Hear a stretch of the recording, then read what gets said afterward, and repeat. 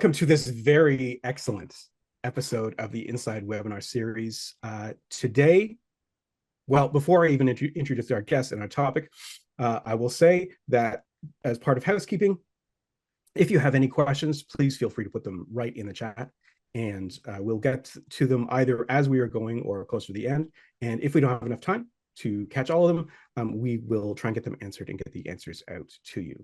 And of course, for anyone who super enjoyed this, or for anyone who couldn't actually attend but was registered, we will be sending out a recorded version of this. So, hello and welcome, Dr. Benjamin Wolfe. How are you? Good. Happy to talk about a variety of work in driving. Absolutely. So I want to preface this by saying this webinar series, what we try and do is give people stuff that is directly related to safety and training in the industry, but also stuff that you're not necessarily going to find other places. So, last month we were looking at safety as a profitability center.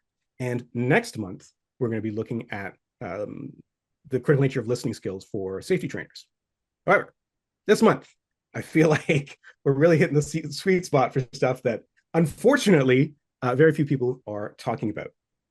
So as I introduce you, I'm going to read your bio because I want to get everyone up to speed on your bona fides, and then we will take it from there. So everyone, this is Dr. Benjamin Wolfe, and he is the assistant professor of psychology at the University of Toronto, where he's the director of the Applied Perception and Psychophysics Laboratory.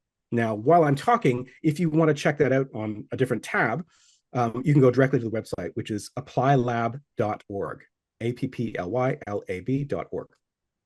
And in lab, his trainees study how drivers acquire visual information from the surroundings, how attention and inattention impact driver awareness, and the role of cognitive factors in road safety. Dr. Wolfe received his BA in psychology in 2008 from Boston University, and his PhD in psychology from the University of California, Berkeley in 2015. Now, I will say, in the industry, California is kind of a four-letter word, but we won't hold it against you. And also, I hadn't started doing driving work at that point. After completing his PhD, Dr. Wolfe completed his postdoctoral training at MIT from 2015 to 2020 in the Center for Transportation Logistics and the Computer Science and Artificial Intelligence Laboratory, where his work was funded by the Toyota Research Institute.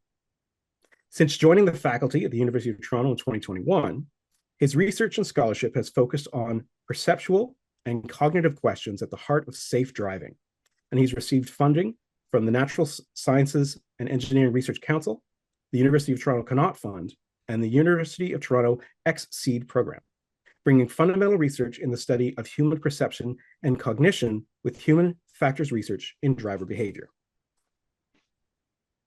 Dr. Wolfe, welcome. This is going to be a lot of fun. And so tell me a little bit more about what you study in the lab. What does your lab do? What are you focusing on? Sure. So we sit in this, so my lab, the Apply Lab, sits in this really interesting middle ground between vision science, which is what I'm originally trained in, hence why I hadn't started doing driving until after my PhD. So vision science, which is the study of how we perceive the world, how our brains interpret visual input, and human factors in driver behavior, which I think to this audience doesn't need much explanation. What I'm really interested in is how does studying driving teach us about how we see and how we interact with the world? And the nice thing about doing that work is it puts me in this, as I said, this middle ground between the two, where I can draw on what we think we know about the mind and the brain, but actually look at driving as a behavior that we all do all the time and ask, how can we do it? How can we make it safer? And what are the gaps in our knowledge that might be impairing us in our ability to improve safety and improve design? So what that means in practice is that we build laboratory experiments using real road video. We actually are the lab that created one of the major corpuses. And we really ask, how quickly can you understand your environment? What happens when we distract you?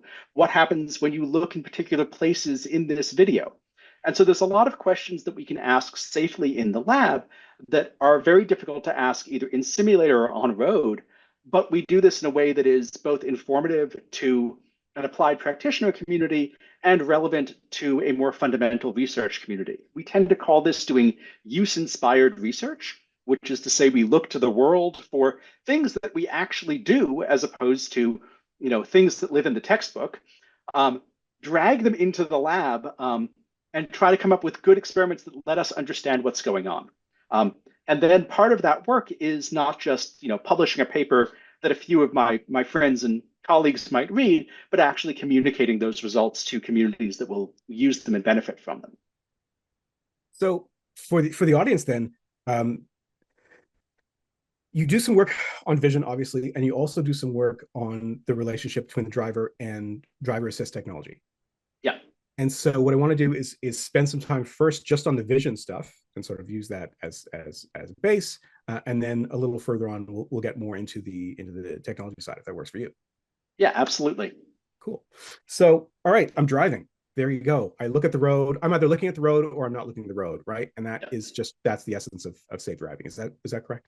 Yeah, so I would say that that is actually really the core of the lab's interests is the question of, okay, we all know that's exactly what we're doing behind the wheel. How do we actually do this? Yes, you look at the road. What does it mean for you to process that visual information? How quickly can you do it? A piece of work we did a few years ago was actually, I'm going to sort of segue between the vision side and the automated driving side. We actually got interested in the question of what's the worst case scenario for a distracted driver or a driver in a semi-autonomous vehicle, which is to say, you're looking away from the road. And let's say you've been looking away from the road for long enough that you don't know anything about what's going on around you. We'll put a pin in whether there are any actual autonomous systems being sold that would safely let you do this. You look back at the road. How long does it take you to understand that, the giant, 1,000-pound moose is walking into the road? We've actually built that experiment in lab. And the answer is that you can understand that scene well enough with no prior knowledge of that particular environment very quickly. You can do it in the time it takes you to make a couple of eye movements, so maybe half a second at most. That's not enough for you to be a safe driver, but it says some interesting things about how quickly you can update your representation of the world, which is what, of course, sits underneath processes like situation awareness. But also it speaks to, hey, how does vision work in the world when we're not, sitting in the lab? And so that's really where some of the core vision work lives. And so we've been very interested in these questions of really how quickly can you understand natural scenes, because of course that's what we live in.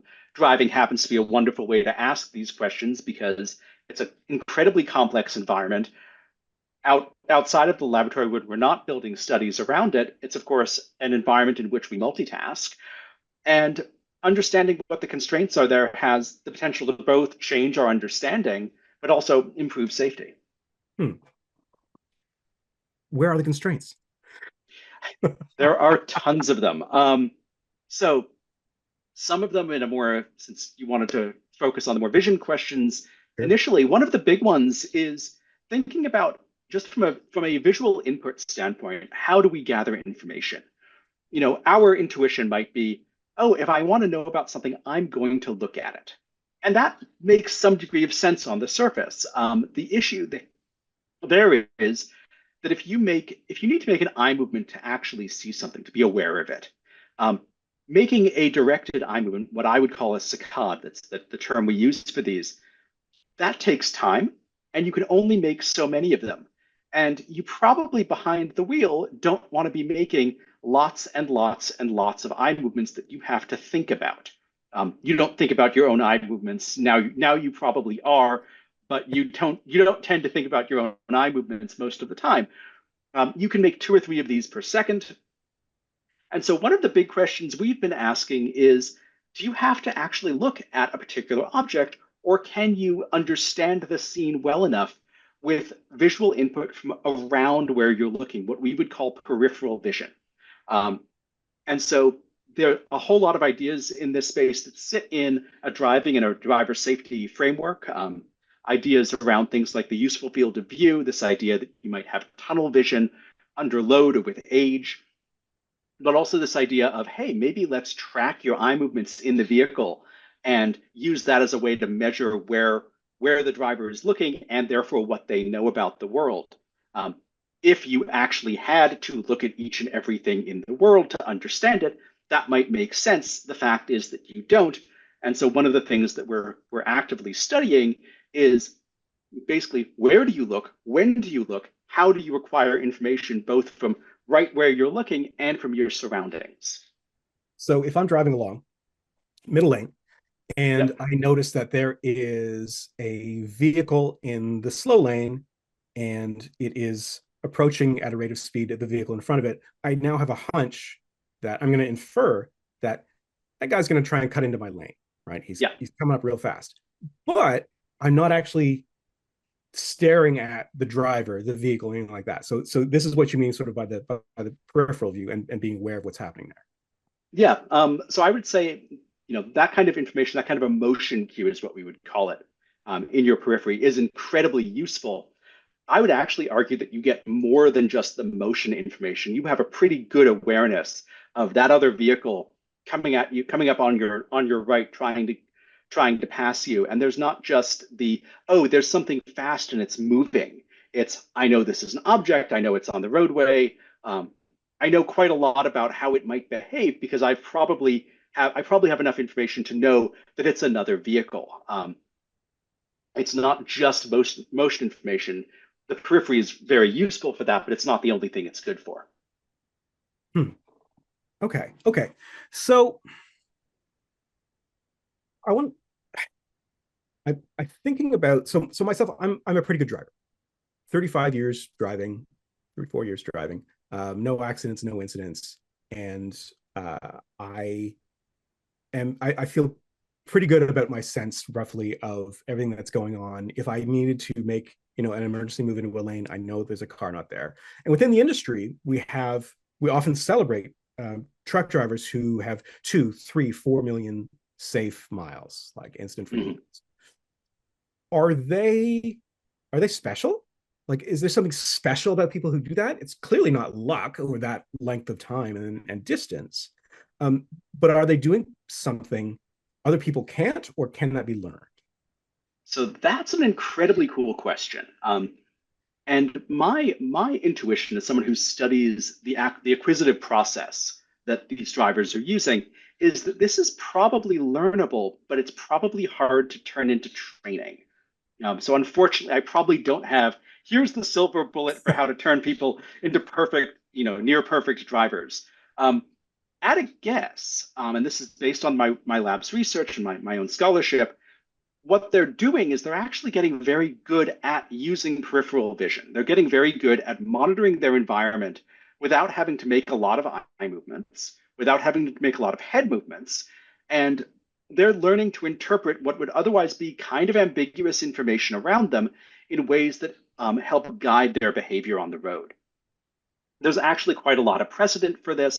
There's 50 plus years of evidence on eye tracking data on road showing that as people become more skilled drivers, they make relatively fewer large eye movements away from their lane of travel. That turns out to be a very well-known signature of expertise.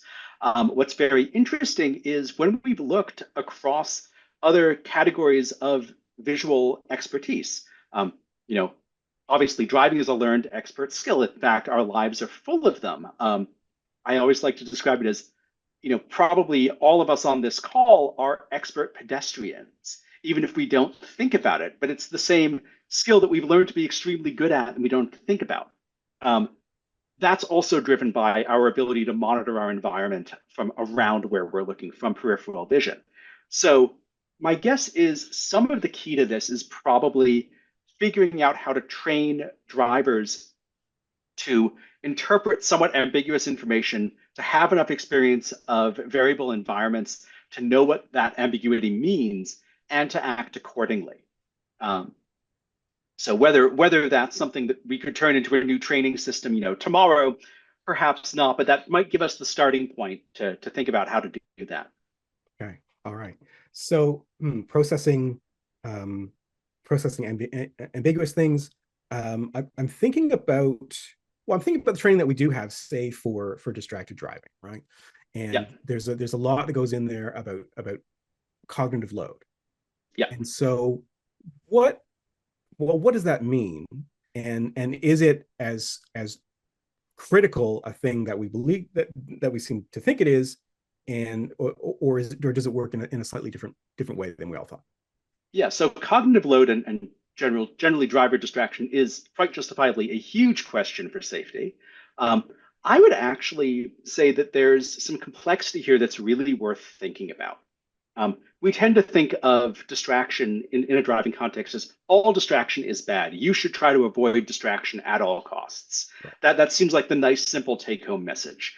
Um, my view of things, coming out of a cognitive psychology background, is that it would be lovely if we could actually, single task on driving. If we want to claim that driving is a single task, it's really a constellation of tasks flying in loose formation. Um, but the idea of actually monotasking on the driving task is probably at odds with reality. So we're always multitasking to some degree. You may have to change, may have to interact with the control in the vehicle. You may be listening for directions. You may be on a radio or on a cell phone. What's interesting in my mind, and what's actually a critical question in safety, is to pick apart what we mean by distraction. So I've sort of just hinted at two different pieces of this. One piece is sort of the classic distraction, sort of often studied as audio verbal distraction, which is you're on a cell phone, you're on the radio, something like that. And that's, for instance, why in Ontario we forbid people to actually hold their phone while driving, where they're required to use hands-free operation. Um, but there's an entire additional layer of distraction that tends to get lumped in here that we don't think about. And that's the question of visual distraction.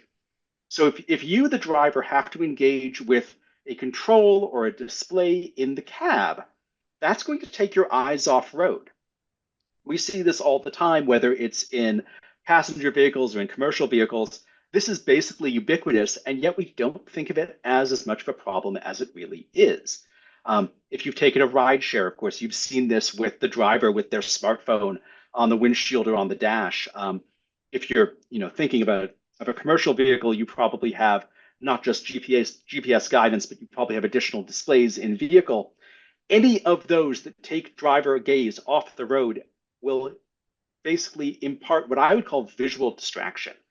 I'm not saying that this is necessarily a bad thing, but it's something that we need to think about as a somewhat separate problem from canonical distraction as one big umbrella.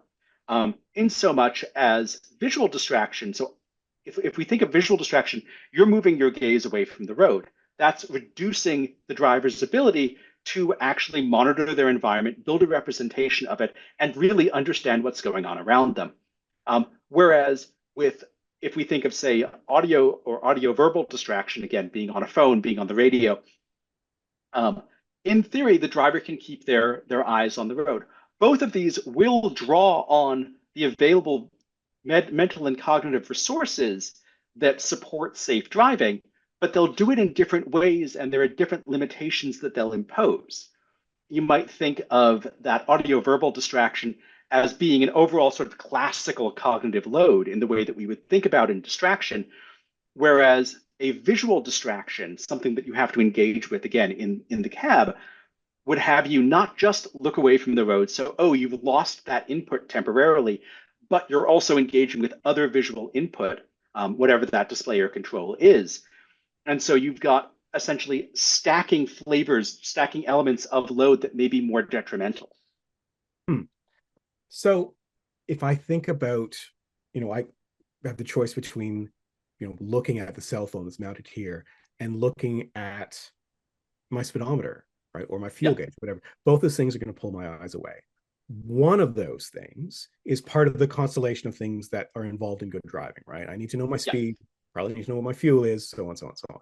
So the fact that it's placing a load is not necessarily problematic. Is that right? Yeah, I would say the idea that you could have a driver under a state of, no additional load is it's a lovely goal, but it doesn't actually exist in the world. In terms of thinking of this in a safety framework, you might want to think about it in terms of what information does the driver genuinely need? And are there better ways to provide that information to the driver? So, your speed or your fuel level, that needs to be monitored probably fairly infrequently. The fuel level isn't going to drop precipitously unless something really dire has happened to the tank. Speed, okay, depending on where you're driving, you might want to not get pulled over. But if you're taking turn by turn directions or you're receiving guidance on a smartphone or on another digital device, the question of when those alerts come in, when that information is relayed to the driver is actually a really interesting one. And the modality on which it's provided. Does the driver have to look at that display, or can we provide it in an auditory fashion that lets them keep their eyes on the road? So, if you're using any GPS software, the one I'm using all the time is, just Google Maps. It's providing that information to me in multiple modalities. It's providing a visual cue, but it's also providing auditory turn-by-turn directions, which means that, when I'm driving, I can keep my eyes on the road and I don't have to be looking at another display and losing that information. Hmm. Hmm. Okay. Okay. That is interesting. So going back a little bit to moving your eyes, Hmm. when I think about situational awareness, right, in a Yep. driver, that's going to involve input from a bunch of different places, and my eyes do move from sort of the lane to the mirror, to the side mirror, to the other side mirror, and back again, right? Each Yep. of those movements are kind of part of the game.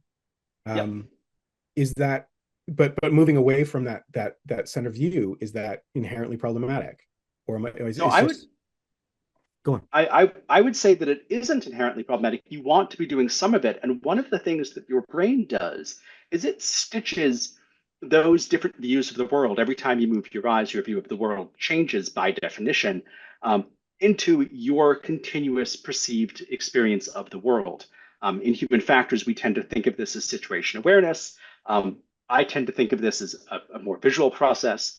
But that's fundamentally what you're doing. You will always be moving your eyes around, gathering information that you think you need. So, yes, absolutely, you're going to look at the mirrors. You might look at the center console. You might look at the speedometer. Um, and all of this is part and parcel of driving. Where things can get, where things can go awry is when we add um, essentially additional places for the driver to look. So if you add, the smartphone and it's picking up, all of the text messages from, your friends and family, maybe you shouldn't be trying to read those on the road. You're always going to be making these eye movements, and the question is, how do we make sure that the driver has the information they need, rather than that perhaps we could almost call it the information they need versus the information they want. Yeah, Um, yeah, yeah. Okay, okay. I like that. Um, I do have a question, and it's about shifting gaze, right? But it's a pivot to tech. So right now there are a few companies that are advertising basically what is a replacement for side mirrors with displays, monitor mhm. displays, where you've Yep. got you've got cameras down the side of the vehicle, and really it fantastically reduces blind spots. It's quite impressive what it does. Are our brains doing something different looking at a reflection in a mirror than they are looking at a display on a monitor? So that's a really fun question. And my sense is provided there's enough training for that kind of a new system, um, what you will wind up with is a probably better than you had before a representation of the surrounding environment around the vehicle. I would bet that the training to transition from mirrors and a knowledge of their blind spots and a knowledge of what you can't see to these camera-based displays is probably a somewhat rough transition. I'm thinking back to a That was very conversation. diplomatic. Okay. I'm thinking of a conversation I had years ago before I became faculty um, with representatives of one of the major transport unions in the United States who was interested in exactly this tech from a peripheral vision standpoint and whether we thought this was a good idea. Um, but it's my thought as someone who studies the visual components of driving is that yes, this could be quite useful, but you wouldn't necessarily want to drop someone cold into it because it's not how they're going to be expecting to acquire the information that they need. Um, Hmm. that doesn't mean it's not a solvable problem. My guess is you'd adapt pretty readily, but it would definitely be sufficiently different from what everyone would expect in the vehicle that it would take some significant training. So I want to come back to the idea of expectation and training when it comes to tech. Um, Before I do, and if I forget to come back to that, punch me. Um, Before I do, you said that. So I think one of the places where you at was funded by Toyota Research Yep. Institute, and you were talking to this major stakeholder. Do people call you, like, say, the folks who make these systems? Do they? Should they call you? So, Do they? do I think they should call me? Yes. As I said at the beginning, I sit in a very interesting middle ground between very fundamental vision research, which tends to not get consulted by practitioner communities at all. Generally, people look at the very fundamental work and go, "This is way too basic for me." Um, I'm also not quite in the main human factors community because I'm interested in these underlying mechanisms and processes.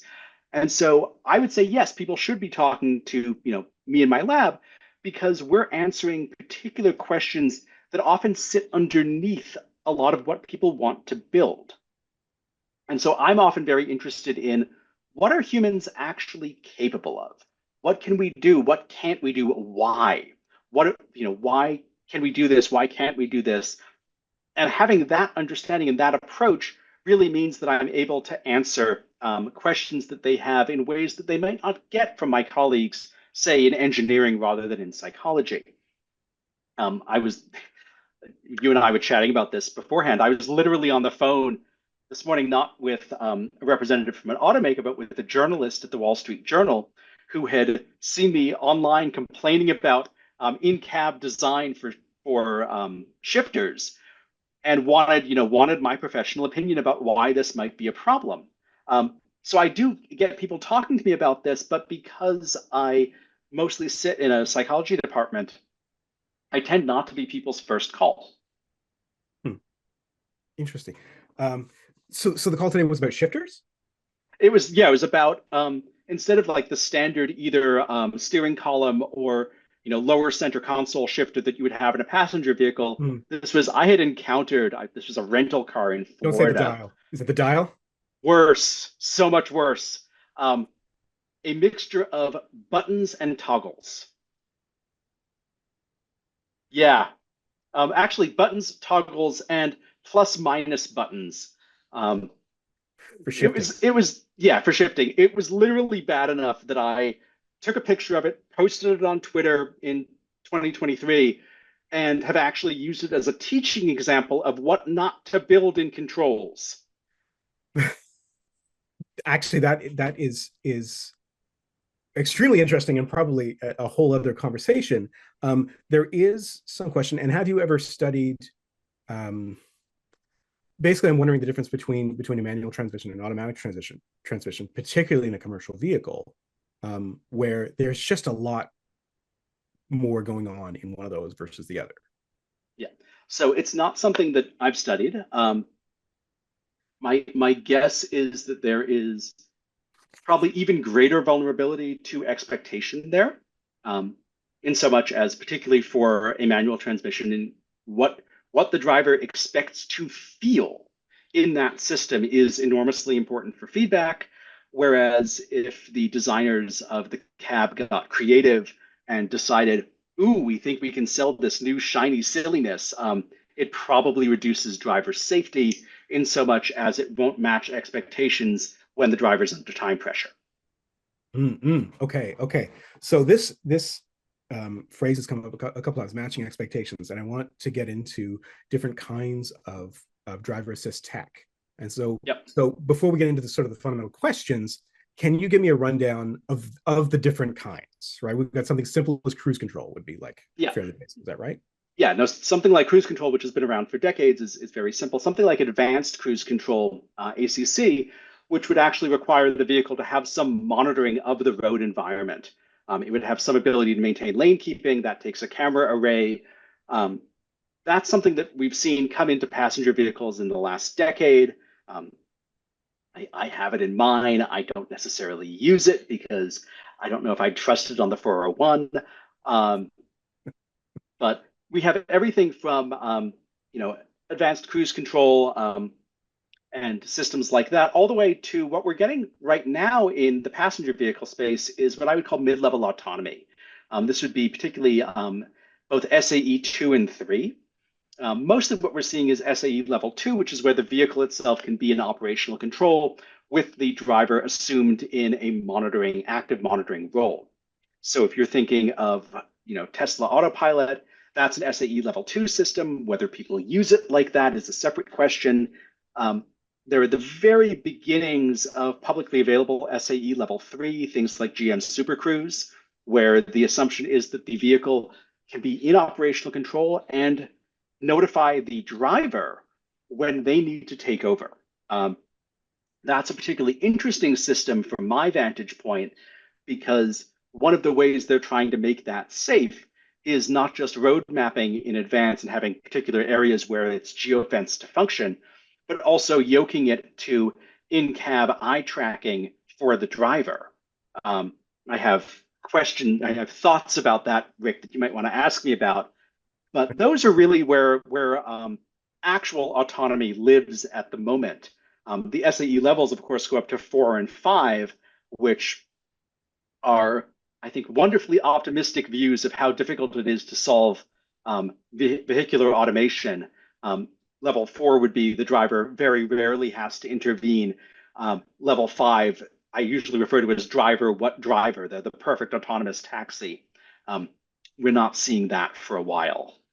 Okay, so right, because there's lots of ink spilled in the industry about these autonomous trucks. They won't need drivers, and you're saying, So what I would say for autonomous trucks is in a highway environment, in a grade separated road environment, um, you have a better chance of making that work than you do otherwise. As soon as you want to move into a non-highway environment, that becomes an enormously difficult problem. This is the problem that every passenger vehicle automation company has run aground on.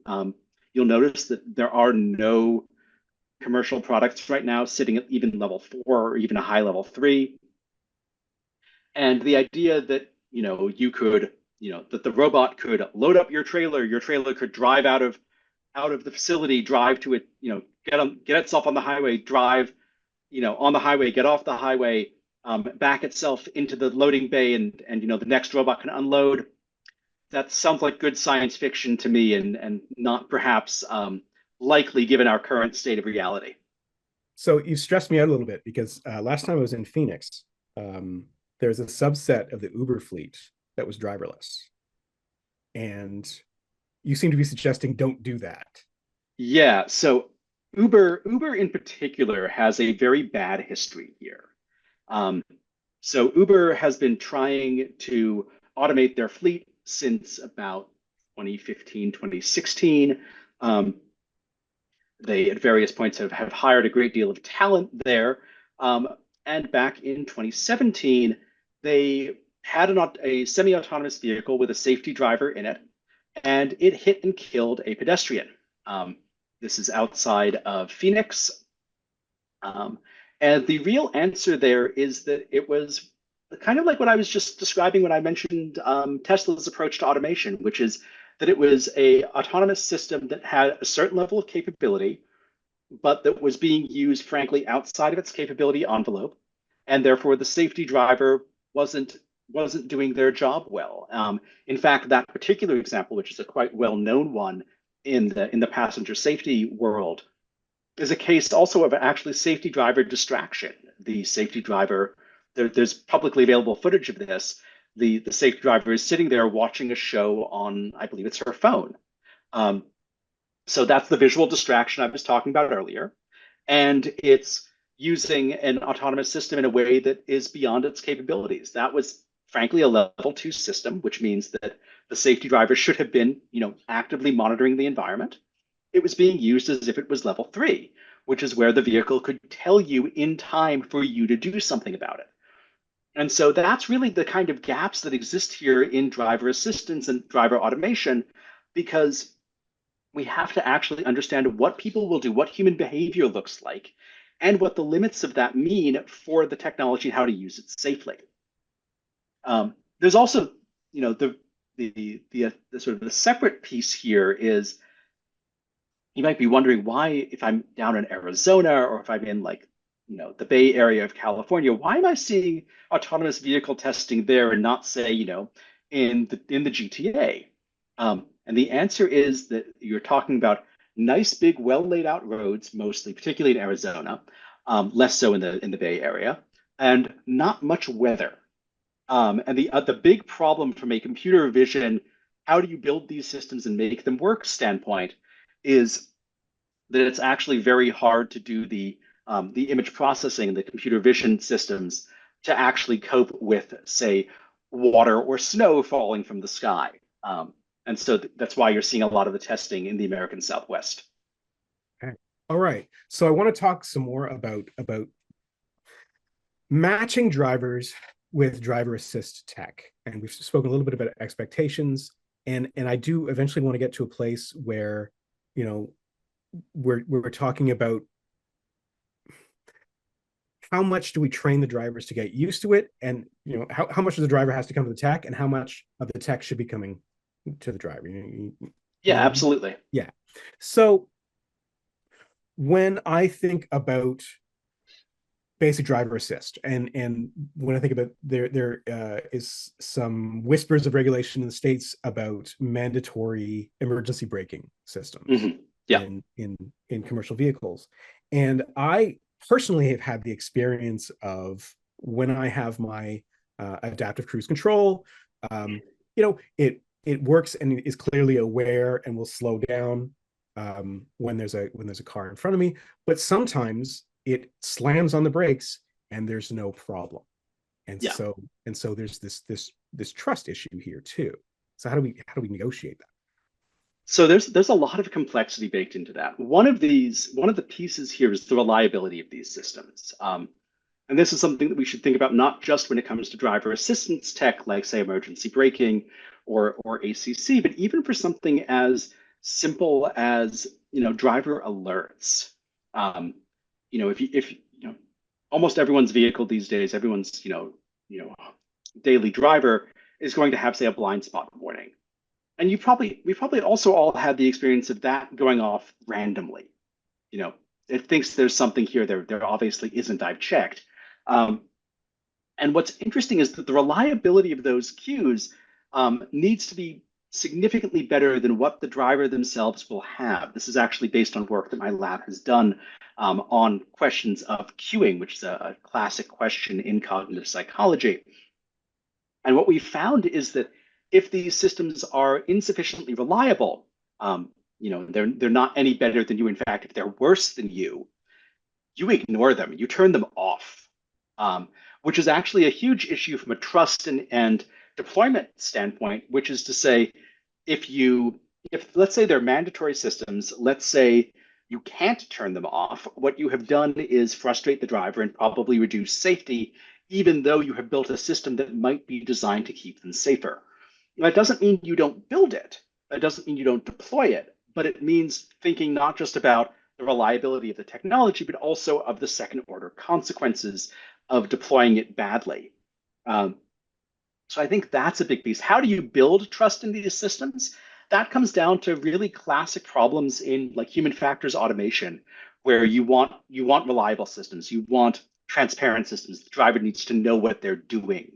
Um, you need to have systems that behave in an expected manner. So things, Rick, like what you described, where the emergency braking system triggers with no obvious cue. My favorite version of this that I get in my own car is the occasional either parking garage or car wash.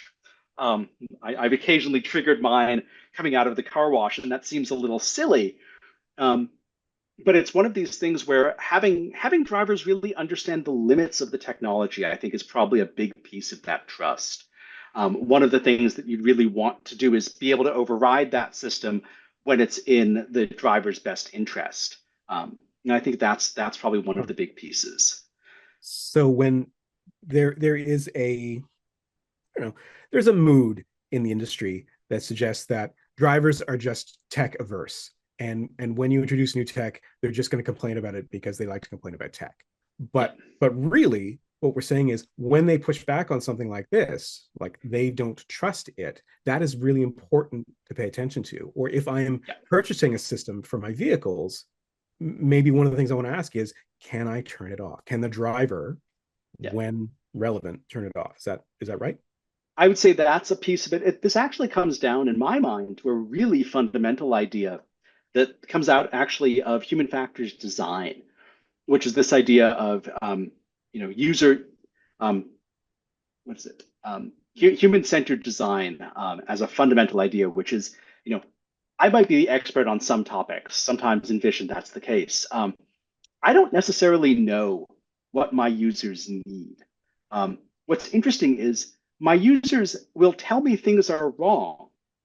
And part of human-centered design is understanding that what they're telling me might not be the problem that needs to be solved. It may be the end result of that issue.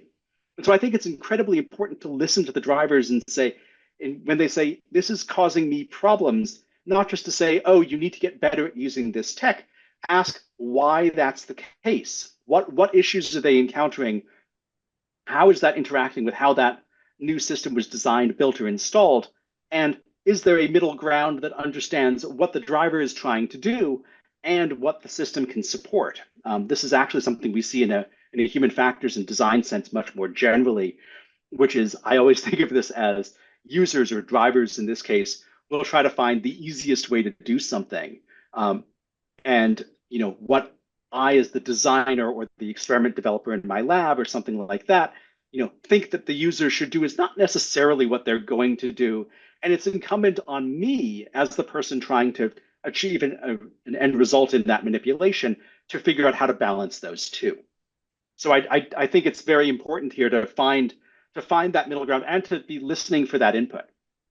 And so not just listening on behalf of the designers, but if I'm a safety manager and I have endorsed the purchase of this new tech, in theory, I'm doing it to make it, to make my drivers safer and to maybe get me more data so that I can do my job more Mm, efficiently. But what I'm also taking on, whether I know it or not, is a responsibility to find out if this meshing of driver and the tech is actually working, and to legitimately draw on what the drivers are telling me to know if the system is working. yeah, absolutely. So again, to sort of draw on human factors ideas, this is fundamentally the idea of a system. This is the user and whatever technology they're interacting with. And if you're the safety manager in the example you just gave, yes, you absolutely need to care about that systemic interaction between the two, because otherwise, in that role, you won't be able to support your drivers as well as you would want to be able to, and they may not be able to use the technology in the ways that hopefully they would. So done well, everyone wins here. The safety manager can do their job better, the drivers can be safer on the road, and the technology can support that. Right, right. Okay. And so, and certainly in terms of getting folks up and running, it probably makes more sense to say, not roll it out to my entire fleet, but maybe take 5 drivers Yeah. and and work with them and see what kind of training is missing, what's needed, and then expand from there. Yeah, absolutely. I always think of this as looking for pain points. Um, I really, I think it's remarkably important to test that new tech with a small group, get a sense of what failure modes they encounter, and they will encounter them regardless of how well a new product is designed. It can be tested. It can be tested by lots of very careful, diligent people. And when you put it into the field, people are going to find ways to use it and misuse it in ways designers never conceived of. Um, so yes, absolutely testing it in small groups, really listening to those users for what they can tell you about that technology and their experience with it, and using that to adapt the training. And the large scale deployment is undoubtedly enormously helpful because it really will support, basically, it'll support that rollout and it'll, frankly, if you're the safety manager, it'll make your job easier. Right, right. So I mean I've got about 17 questions I want to ask you. There's two in particular I want to get to. One is warning systems for drivers and how much time they need, and two is AI assisted eye gaze technology. Um, but let's start with warning systems. So I got tech, and maybe it's monitoring hard braking and it's monitoring a whole bunch of other things. It's also going to send me warnings um, when there is a potential problem. Now, you told me, I think we spoke, a couple of weeks ago, that there is an issue around how long it takes us to process that warning. Is that right? Yeah, that's a piece of it. So one of the pieces of this is let's say you have an auditory or a visual alert in the vehicle. Some system needs to tell the driver about something. Um, One, you need those alerts to obviously be sufficiently distinct and recognizable that the driver knows what they're being told. If it's a bunch of beeps that sound exactly the same, the driver will merely be confused and not particularly um, helped by that alert. If the alert itself is provided too early, um, they won't necessarily know what that pertains to. Let's say we have cameras monitoring the road environment around the driver, um, trying to support the driver in their awareness of the environment. Let's say that system picks up on something, you know, that it thinks something weird is going to happen in a few seconds. Um, there's enough change on the roadway in the space of multiple seconds that it may be very hard for the driver to know what to respond to. Um, on the flip side, you could actually have an alert that was too close in time to something changing. You know, if something is changing, whether it's in the vehicle itself or outside, and the driver gets an alert and they have half a second built into that system to respond, that's perhaps a little ambitious. Um, so that's one of the big issues in that space. Another piece of that, and I think Rick, you and I touched on this earlier, is that the reliability of these cues is one of these really key pieces. Um, whether it's whether it's driver alerting or anything else, if these are not sufficiently valid, and this is actually one of these interesting places that my lab has run into, where what we think of as a valid cue in the fundamental research world is 80% accurate. No one would Oh, tolerate an 80% accurate cue in any vehicle they ever drove. It would be you turned off that system instantly right. because 20% of the time it wouldn't be, of any utility. Which would be the hard braking Um, thing, right? If you're yeah, hard a exactly. false hard brake 20% of the time, Yeah, no, no, I'm not I driving. mean, imagine that on the road. It's an enormous safety liability because it makes the vehicle unpredictable to surrounding vehicles. That's going to increase your chance of a collision enormously. Um, and so what's interesting with all of these systems to me, and from the work that my lab has done, is to say we need to know what the range is that we actually need to deploy this. How much better can we make the driver with the right alerts at the right time? And so for something like a simple auditory cue, this is literally based on a study we ran last year. Um, if we're looking for dangerous things on the road, which is often what my lab studies, people were about 92% accurate in the lab in a particular study that we ran. And so if the cue was any less accurate than that, it didn't matter. You ignored it because it didn't help you. And so I think that little kernel there is a very important idea in so much as knowing what the drivers can already do is going to then dictate how you support them and figure out what their needs truly are. And is it also not the case that the things that I could do when I was 20, not necessarily the things I can do now that I'm not 20? Yes, Certainly in terms of absolutely. response time, right? Yeah, response time and how long it takes you to understand your environment. Again, this is something that we've actually studied. Um, Going back to this idea that I mentioned earlier of um, vehicular automation, and let's say you're in a level 3 vehicle where the vehicle is supposed to tell you when it needs you.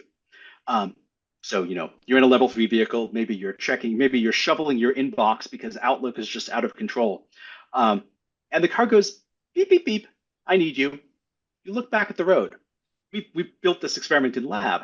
Um, And the answer is that if you're a driver in your 50s or 60s versus a driver in your 20s or 30s, you need about twice as much time, about twice as much eyes on road time. We're still not talking about enormous amounts of time. We're talking the difference between, a third to two-thirds of a second. But if you think about what that additional third of a second means, say, on the highway, that's a significant amount of time and distance. And that distance that you might lose might be the difference between enough time to brake adequately or not. Wow. So a system that is designed to send warnings to drivers should be equipped either err on the side of longer monitoring to cover, say, you know, us older folks, or be adjustable to the abilities and age of your driver. Is that right? Yeah, I would say from a simplicity of implementation standpoint is that you would want to err on the side of conservatism there, rather than having a system where at configuration you had to say, oh yes, my driver is 30 years old and has corrected to normal visual acuity of this and this. I would opt for just the conservative approach for building the system. Right. Okay. Okay. Now, Dr. Ben, I'm going to put you in the role of safety manager. And hey, guess what? I've got some new tech. Now, it's really going to help the safety of your fleet if you can manage when your drivers are and are not looking at the road. Mhm. And with my new AI assisted in cab camera, I can demonstrate when they're not paying attention to the road. Have I got a good product? So it depends on what you want to do with this. If so, these absolutely exist. Um, if what you want to know is when did my driver look away from the forward roadway, or when they're not looking out the windshield or not looking at the mirrors or something like that, that system can probably tell you that. What it can't tell you is what they were doing, because it can say is, hey, they were looking here, they were looking here. That's actually a pretty easy problem in gaze monitoring and gaze interpretation. Um, what a lot of people have wanted to do with these systems, and where things get very, very tricky, is wanting to use them to build, say, a computational model of the driver's situation awareness. And that those systems cannot do, because doing that requires you need to know where the driver was looking with quite a lot of detail. Those systems are not capable of this. You need to know what was in the driver's environment. So you need that big camera array facing outward, as well as the computer vision systems to interpret that. And you need some ability to interpret the driver's internal mental state. Um, and try to figure out, okay, why did they do this? Were they looking down at, a display or a control in the vehicle? Did they decide to be reckless and pull out their phone and text? Without knowing all of that, you can't actually build that full model. If you just want a crude metric of attention, gaze on roadway, gaze off roadway, yes, that totally works. When But you that want isn't to go actionable. beyond that, Yeah. yeah, when you want to go beyond that, no. What's interesting is that's a problem that in a fundamental research space, people have been trying to solve since the 1950s. Um, Basically, people have been trying to find ways around this since at least 1957, with some of the earliest modern eye tracking research. Um, it is a continuous fight in my research world. And the answer right now is if someone is trying to sell you, the magical AI-based gaze monitoring, I know exactly what your driver did and when they did it. Um, they're probably selling you a certain amount of snake oil, and I hope you have a squeaky snake. Now, going back, uh, vision study back into the 50s. But is there anyone you know who was involved in that? Yeah, so one of the really classic studies, and it's actually, this is a study from 1967. Oh, I'm not sure which one you're asking for. I'll give you both of these. Yeah. One thing that we still we still build on today is this idea of what happens when the driver looks away from the roadway. Um, let's say you look down at these days, you look down at your display, your smartphone or something. But the question of when you lose information, people have been studying that since the 1960s. And a late University of Toronto professor, John D. Senders, is the one who really founded that corner of driver safety research. It's always good when you're still reading the paper, more than half a century after it came out. I made my lab read his canonical paper, uh, a few weeks ago. The other piece of it, in terms of work being done in road design, um, that I think, Rick, you were angling for, is that what's interesting is this seems to be a bit of a family hobby, in so much as my late great uncle had helped design back in the 1950s perhaps the most hated roadway in the GTA, which is the 401. My late great uncle is Roy Wolfe. Um, and he'd been part of you know basically planning for the province of Ontario when the 401 was in construction. Alas, he passed before I got into driving work, because otherwise I have a feeling he and I would have had a good bit of fun chatting about it. What's even more fun is I've since long since his passing found newspaper articles where he's bemoaning the fact that he'd had to design it because that's what people had wanted versus what they needed. And so it's a Huh. fun bit of history. So he asked what people wanted, and they said faster horses. And Well, people said what we want is more highways, as opposed to what they actually needed, which was better public transit. Um, right, unbelievable. Well, I will say we're about 2 minutes away from the top of the hour, unfortunately. But I want to do a bit of a recap here. But basically, for anyone who is bringing systems into their fleet in the interest of safety, one, it'll help to see your drivers as users, to think about your drivers as users. And once we adopt that sort of that mantle, they become part of information sharing and evaluating and figuring out, is this working or is this not? Think of them like almost like a focus group. Is that right? yeah, I would say think of them as not just people who will use this because you say to, but people who you really want to both listen to for what they like and what they don't like, and understand where that's coming from, because they won't necessarily be able to tell you what they really need, but what they do tell you might help you understand it, and that's a very fine distinction. Right, right. And in terms of getting your drivers, broadly speaking, up to speed, you don't just sort of drop it in their lap and say, okay, this is when this dings, you're doing something wrong, right? There's Yeah. there's a, there's a lot more runway required there to get people to get their expectations in line and to fold it into their general behavior when they're in their constellation of driving behavior. Is that right? Yeah, and you basically, the goal with any new technology is to fold it into their expertise. And that's going to take time, that's going to take training, that's going to take adaptation to the new system, and understanding that that can't and won't be instant. Right.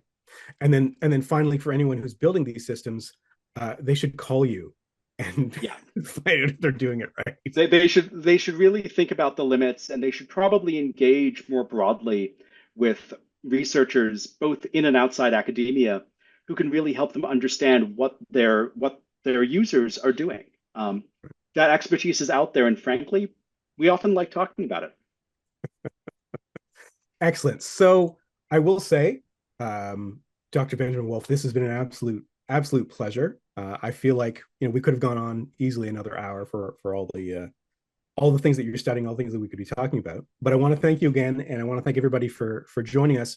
And if you have any questions, you can always email them after. And of course, we are going to be sending out a copy of this webinar. It will also be available on our website. And so with that, I want to say thank you, everyone, and we will see you next month.